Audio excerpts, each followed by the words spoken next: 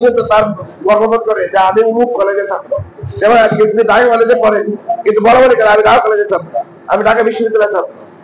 আমরা চাই যে আমাদের প্রতিষ্ঠান চাইছিলাম যে আমাদের প্রতিষ্ঠান এমন একটা প্রতিষ্ঠান হোক, এই অঞ্চলের লোকরা যেন প্রাউড বোধ করে যে না আমি অমুক কলেজের ছেলে ছাত্র। কিন্তু যাক মাঝখানে দেওয়া আবার হয়েছে, কিন্তু যেহেতু এখন তখন দেখলাম আমরা কয়েকজন, এখন যদি 15 বছর পার হয়েছে কিন্তু আমাদের এখন কয়েকজন নেই, আমরা এখন হাজার জনের পরিণত হয়েছি।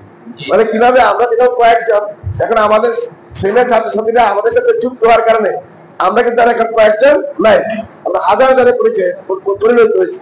সুতরাং 2-4 মিলেই যদি একটা প্রতিষ্ঠান দাঁড় করে দেওয়া যায়, হাজার জন চেষ্টা করলে কি হবে না? আমাকে বুঝাতে পারি হবে কিনা বলো? এই জন্য কিন্তু একটা জিনিস আমাদের কি করে আসতে হবে যে আমাদের প্রতিষ্ঠান যদি আগে বাড়তে হয় তাহলে প্রথম তো ছাত্র লাগবে। প্রথম কি লাগবে? ছাত্র ছাড়া তো আর আগে বাড়া যাবে না। হয়তো এই বছর আমাদের চিন্তা আছে যে আমরা বাছাই করে ছাত্র নিব কিনা, যেহেতু আমাদের ছাত্র দরকার, এই বছর আমরা বাছাই করে ছাত্র নিতে পারবো না।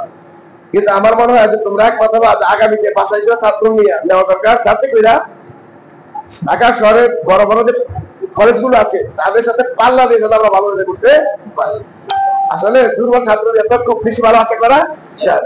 তবে যেহেতু এটা এলাকায় গ্রাম অঞ্চলে আবার যারা খুব দুর্বল তাদেরকে আমরা একবারে নাই নেই, এই জন্য আমরা একটা ব্যাপারটা নিয়ে আমাদের ভাবনার বিষয় আছে। তোমাদের মাথাও দিলাম, তোমরা বিষয়টা ভাই যে আমরা সবাই ভর্তি নিব, যে আসে তাকে নিব না, এই ক্ষেত্রে আমাদের একটু যাচাই বাছাই করে আগামী দিনে আমাদের সুনামটাকে বাড়ানোর জন্য বা রাখার জন্য করা যায় কিনা আমরা এইভাবে ভাবছি। তোমরা এই বিষয়টা ভাই তোমাদেরকে দিলাম।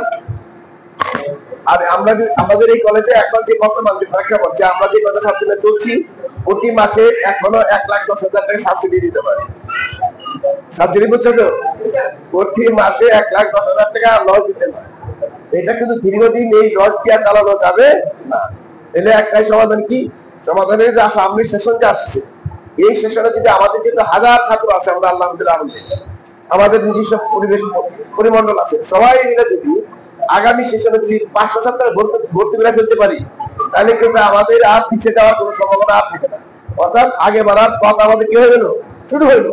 এই শুরু আল্লাহর দয়া করে খালি বাড়তেই থাকবে, পিছিয়ে হওয়ার সম্ভাবনা থাকবে, আশা করি থাকবে না।